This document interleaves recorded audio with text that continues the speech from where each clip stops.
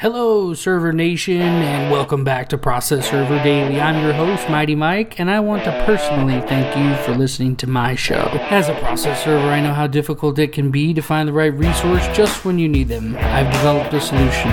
ServerNation.us is a website that my sons and I built specifically with you in mind. Find a server, find a court, or simply find the right out-of-state affidavit. Don't forget to enter your contact details so you can be found too. ServerNation.us. The number one resource for legal support professionals. Hello, ladies and gentlemen. I am your host, Michael Reed, and you are listening to Process Server Daily, a podcast for legal support professionals. I am excited about today's episode. We are going to be talking about what it takes to become a process server, and we're going to bust some of the myths right off the bat. But before we go into it, let's go to our current events. Our current events today, it's a very interesting topic and story. There were legal arrests made based on errors made in the Alameda County Court's disaster e-filing system. Public Defender Brendan Wood said that 3 of his clients were jailed a combined of 50 extra days because of judicial orders that did not show up in the new Odyssey case management system. This is a big deal, folks. This is the new e-filing system that's coming out that pretty much attorneys are being forced to use. I happen to be an EFSP provider with my business, with my legal service company, but I find it interesting that this public defender is outright claimed war against this e-filer, huge e-filer. The story goes on, it's pretty interesting. I'll just keep going with it here. It's reported that the court had some use it or lose it money in June 2014 when it entered into a $4.3 million contract with Tyler Technologies to use Odyssey in its criminal, civil, family law, probate, and juvenile justice divisions. The new software was fully launched in the court's adult and juvenile criminal divisions on August 1st of this year. Yeah, Brendan goes on to say, it continues to cause irreparable harm to our clients and impedes our ability to represent them effectively. Woods wrote in his letter to supervising judges in which he demands the court stop using Odyssey. Our clients have been unlawfully arrested, held in custody past their legal sentence, held on probation after the court terminated probation, and subjected to probation conditions that the court did not order. We've also seen in the last 2 instances a required sex offender registration erroneously uploaded into the system. Wow. So these things are supposed to be public record, but that's interesting that it just automatically did that. I can't even imagine how it did that. We're going to have an e-filing expert come on here in a few weeks and tell us more about how that works. Woods also wrote that Alameda Court Superior Executive Officer Chad Fink said that the court has prioritized fixing problems caused by the new system and has already scuttled plans to use Odyssey in its civil, probate, and family law courts. Wow. So this huge system is supposed to roll out statewide. It's already in like 30 courts, the 58 counties or whatever. They basically said, they've scuttled plans to use Odyssey in its civil, probate, and family law courts. Civil rights experts, however, said that clear violations to constitutional rights that are occurring invite litigation against the state-operated court system. Do you guys think that the courts should scrap the e-filing system? You might have a few thoughts about deciding yes if you had to spend a few extra nights in jail because of it, but the truth is this system is making things easier for everybody. I'm not for it or against it. I'm for it in some respects, but at the same time it takes away a huge majority of process server income. My company here locally, we had 2 different courts go mandatory e-filing, and a couple of our clients used us primarily for court filings, where we get $4,000 to $8,000 a month just from that client for filing at those courts. And then we had multiple clients that sent us to that court, and then one day that work just stopped. Where did it go? It went to e-filing. So this technology has come. It's not going to go anywhere. I'm not sure if this public defender thinks that he's going to take on this $4.3 million contract or not. But I do believe that a lot of people, if I spent the night in jail, I'd probably be trying to sue somebody too.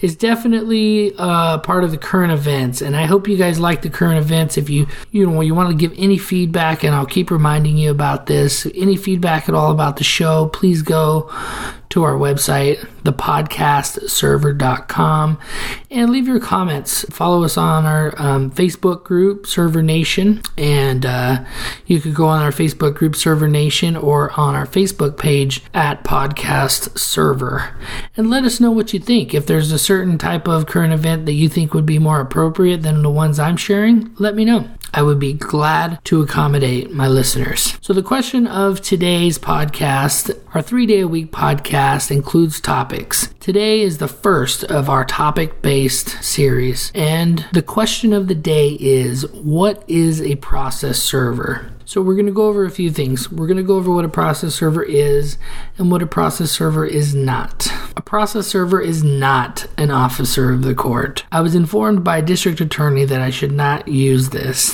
that I should use different terminology, because even though I am on the court's errand and I am on official legal court business, I am not at all a peace officer. And if you ever tell somebody I'm an officer, do this, you are presupposing that you have some kind of authority that you do not. I know many good process servers that carry badges. That's completely fine. But just remember, you're toting the line of authority that you do not have. A process server has no authority to command a person to do something. I know certain cases where police officers aren't even given this type of authority. So as a process server, you want to try to avoid that. You are a civil servant giving service to your community by informing this person of a legal matter that they have with the courts. So keep it in perspective and be kind and respectful to the people at the door, and you shouldn't have a problem. A process server cannot legally enter your residence by force. Just like a police officer would need to get a search warrant and things like that to enter your home, a process server doesn't even have that authority. So a process server coming to the house is exactly what I said before, a civil servant. A process server does not have to carry a gun, okay? And if you do carry a gun, you need to look into your state laws and what is required to be able to conceal carry or open carry in your community. I find that it's not necessary to carry a gun, but I've learned that to each its own. I know of a guy in Michigan who's a great process server. He wears a gun, open carry, with a vest on, and he works in some very rough neighborhoods. I understand that. That's great. And so I'm not going to knock anybody or pretend to know how it works in each and every state. I just know that the service that I do in Northern California, it's not necessary. In situations where I have to climb a fence, no trespassing sign, and 2 dogs chasing me, yeah, maybe it's a good idea for me to carry a gun, being that the guy at the top of the hill is growing pot and he has an AK-47 on his side. But let me just say that that's not necessary on a daily basis. Of course, a process server is not a party to the action. He's an unbiased party. If you're at all in doubt of whether you are a party to the action, don't serve it. The truth is, the risk of serving something when you're not sure is too much of a risk. When you give somebody a paper to serve it, they need to be a professional. If you're going to give it to your uncle to serve your grandpa because he stole your truck and they had the favorite golf club in the back, you might not get a good service. And we all understand that as process servers, so I won't beat the drum too much. A process server is an essential element to almost every case filed with the court. Some of my friends who are attorneys joke about how the first question that they get asked by the judge when they appear for their case is, do you have a proof of service? Why? Because it is the right of every citizen to receive information that another citizen is trying to sue them before a judgment can be entered against them. I gotta tell you, this is so important because when you go to the door, if you have this perspective that you're doing a service for the person that you're serving, 9 times out of 10 you walk away from there and they tell you thank you. If this is what you're doing and you're getting these kind of responses, you're probably doing it the way you're supposed to do it. Just be very careful because there's a fine line between being a nice guy and giving legal advice. At some point, if you're a nice guy, they assume that they can ask you questions that you'll be able to openly answer very easily. That's not always the case. Just give them general information that you know that they could obtain on a website. For instance, if somebody asks me after I've served them eviction papers and I know they only have 5 days to answer, I will tell them, you have 5 days to answer. Some of my clients might not appreciate that because they don't want them to file an answer, but I truly believe that I am an unbiased party in this situation, and I should inform them if they've asked and if they were polite and kind that they have 5 days to answer. Why? Because it's on the paperwork that I just handed them. I could not possibly be accused of providing legal advice when I'm asked, what does it say right here on this document? I'll provide that information. Becoming a process server is not a fast, quick, get-rich scheme. You might be able to do it as a part-time job for a little while, but because you need to get registered every couple years, people generally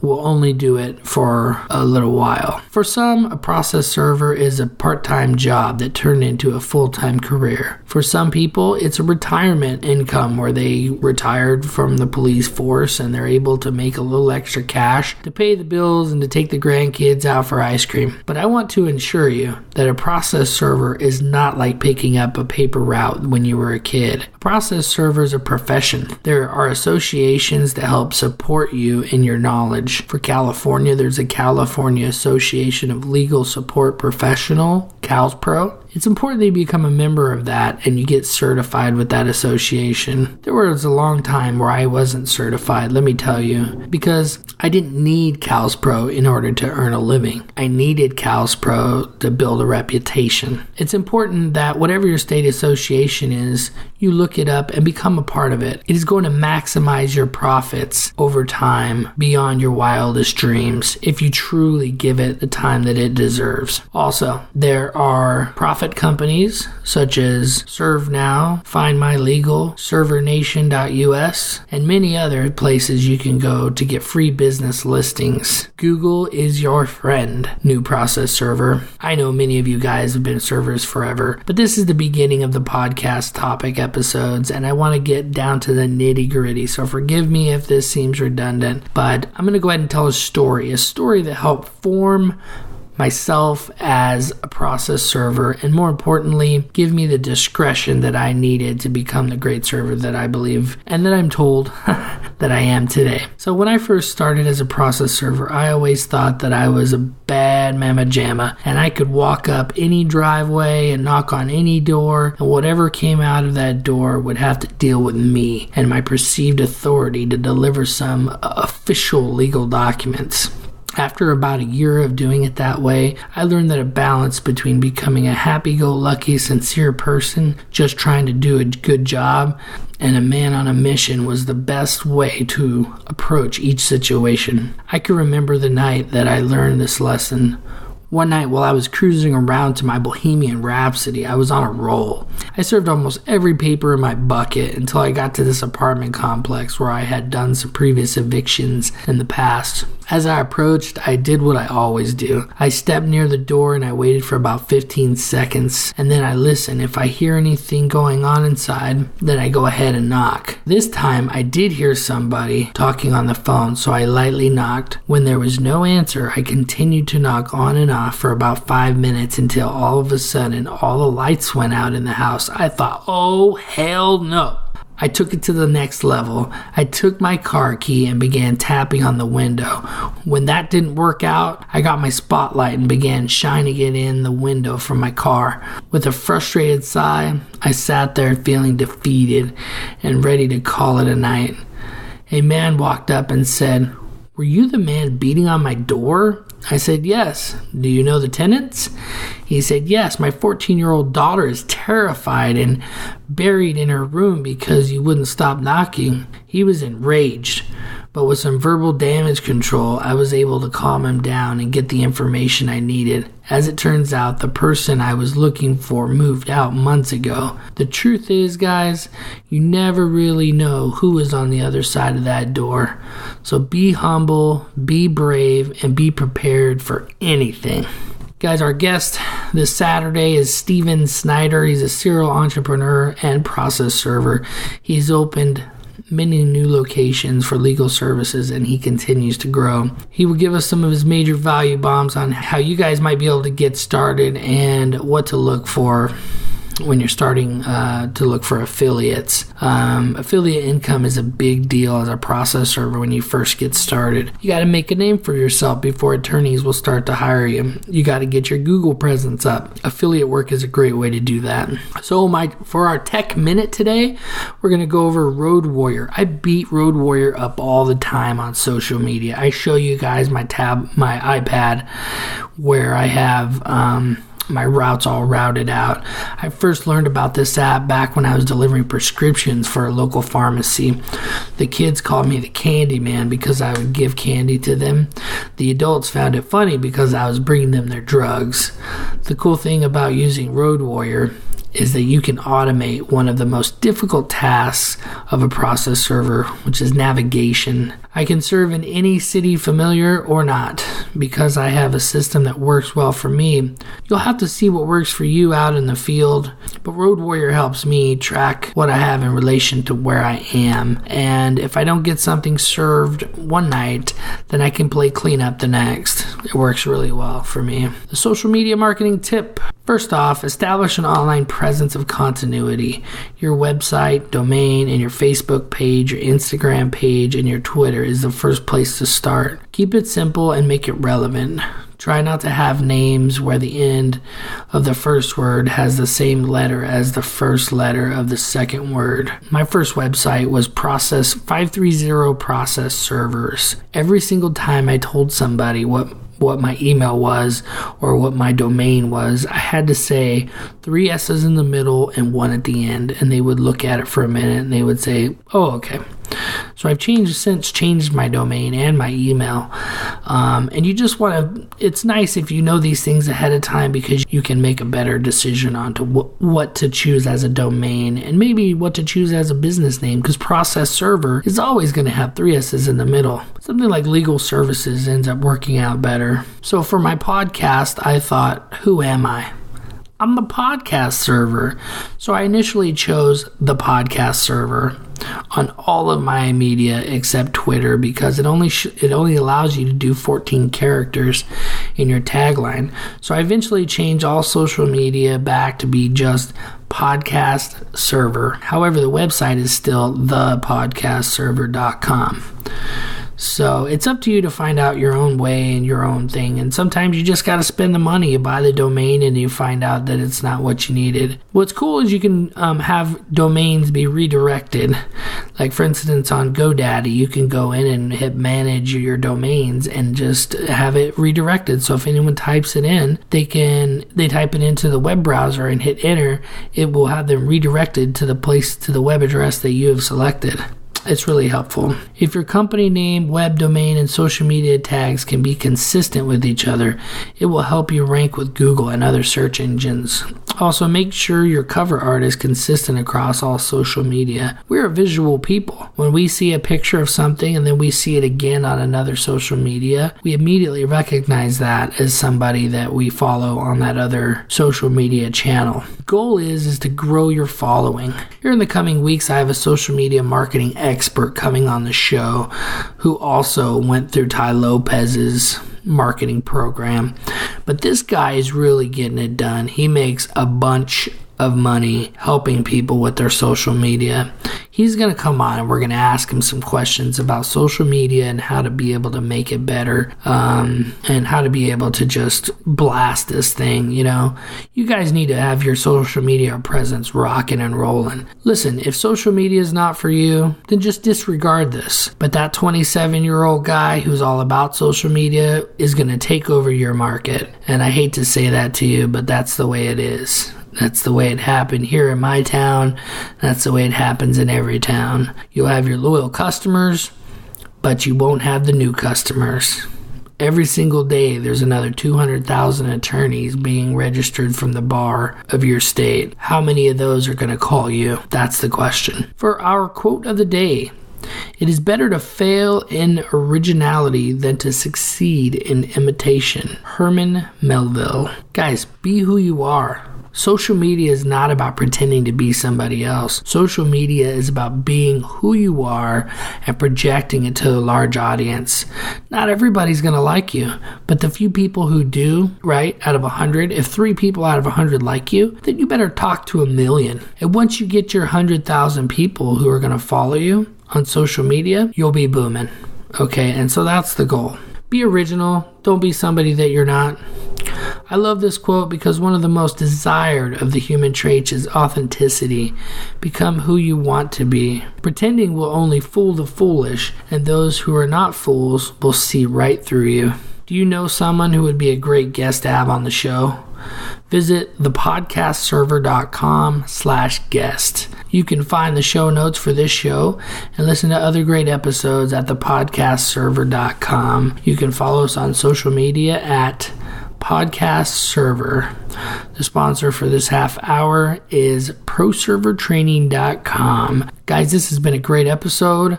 Look for the next episode posting on Wednesday. I'm going to go over how to get registered as a process server and how to land your first client. For you private investigators and bounty hunters and bail bondsmen and all the other legal professions out there, take heart. I'm going to have a topic each and every week, and I count on having a topic about private investigators and how a process server or someone else can become a private investigator. So stay tuned, all of you. I appreciate you listening to my show. Please share the show on your social media, and look out, Server Nation, because you just been served up some awesomeness by the Podcast Server. If you or your client needs to e-file, choose the professionals, the e-filing experts with 530 e-file. Visit our website today at efiletoday.com. Check it out.